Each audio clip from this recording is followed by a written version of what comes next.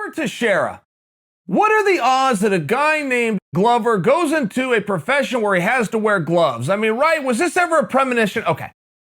What a stud. I mean, I got to tell you, what a stud. And Dana was talking at the post-fight press conference. And Dana simply said, I'm never counting this guy out again. And he speaks for me, but he speaks for you guys too, right? You guys had the same thought as what Dana said, which is, man, because the writing's on the wall. There was never a question of how great Teixeira was. It was right in front of your face. It was obvious. He burst into the UFC, was on like a 22-fight win streak. Something silly like that. I mean, it was crazy, and he had some kind of a visa issue where he couldn't get in the UFC, which I never understood because he was fighting in the States.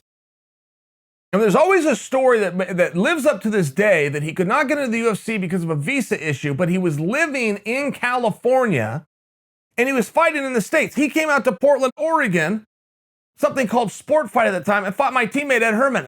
Went to California, fought a different teammate of mine named Terry Sokaju. I only bring this, I knew who Glover was. We were prepping for Glover. We knew who this guy was, and he was fighting in the States. So I've never understood this visa issue of why he couldn't get into the UFC. Maybe there's some fine print that I missed, but I'm giving you the 411 on Glover because once he does get into the UFC, he bursts through the scene. And it was like his second fight. He ends up there with Rampage. And Rampage to this day is a meaningful opponent. But don't forget back then, I mean, Rampage is a headliner. Rampage is a marquee guy. And this isn't all that far separated from Rampage being the champion of the world. So this is a big opportunity. He gets it right out of the gate. I think it was his second fight. I mean, it was right away, he's being tested.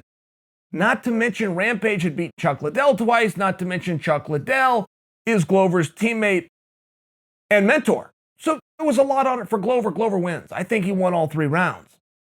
Draws him right into a world title fight with John Jones.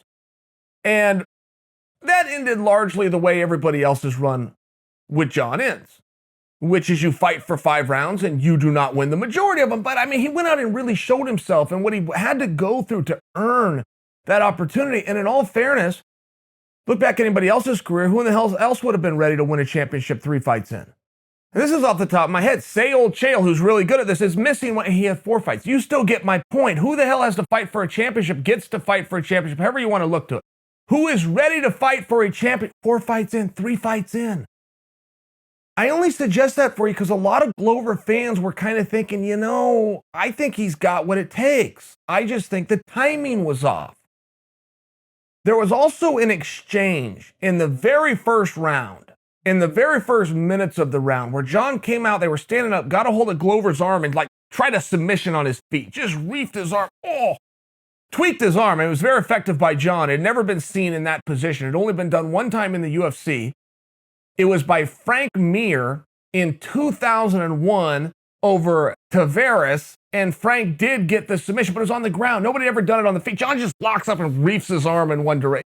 Makes the move up on the spot, but it worked. It tore something in Glover's bicep. This is like the first minute. Fights another 24 minutes. So there's always a question of how much could have Glover closed that gap at a different time?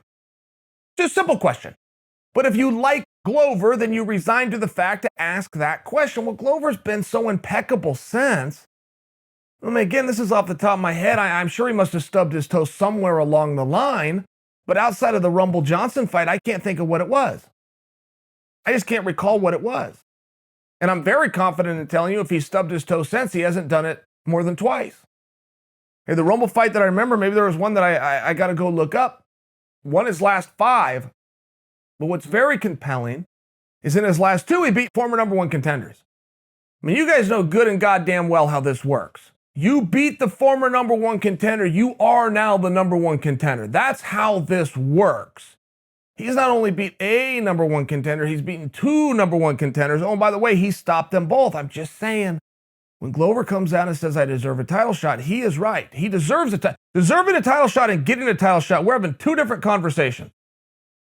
But a full tip of the hat to what Glover has achieved and looking better.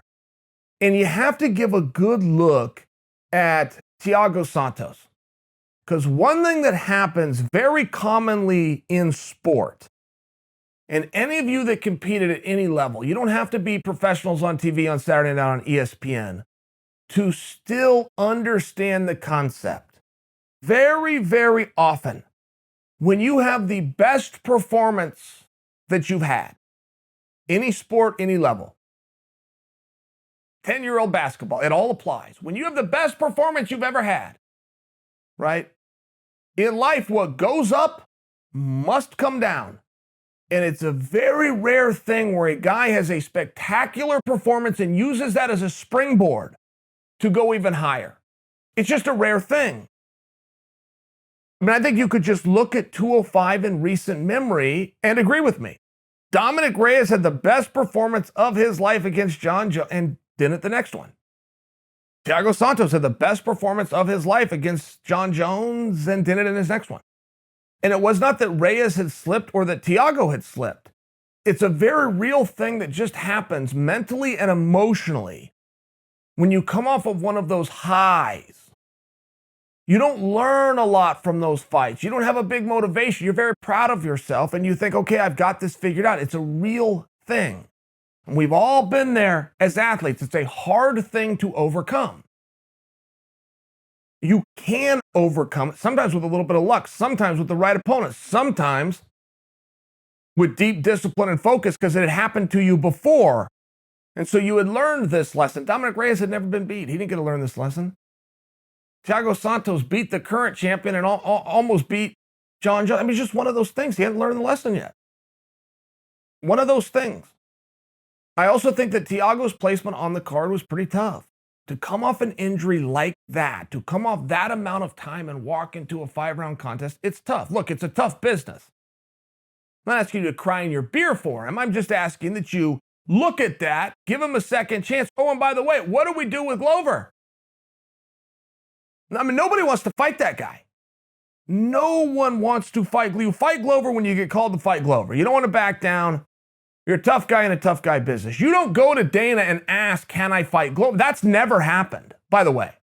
I'm making a literal statement to you. That has never, nobody's called out Glover. So what do you do with Glover? What do you do?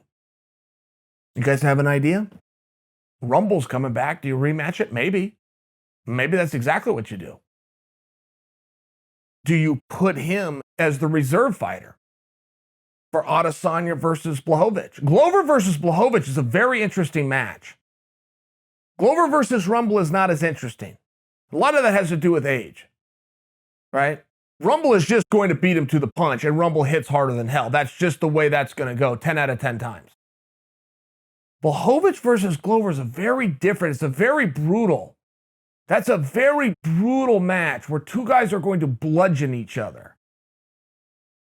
If you were in that building live in the middle of a pandemic when nobody is there and you can hear all the sounds of the building, think about that match. Think about Glover versus Jan. I understand Izzy's getting the shot. You guys understand fights get canceled all the time. Amanda Nunes just pulled out of a main event, by example. Opportunities open up, by example. Justin Gaethje became an interim champion this year for an opportunity that opened up, by example. So what do you do with Glover? If you put him in that spot and he doesn't get used, he's on ice for a while. A guy who's 41 years old isn't looking to be out. I mean, it's a complicated question. There's a lot of moving parts. I'm asking you sincerely, what do you do with Glover?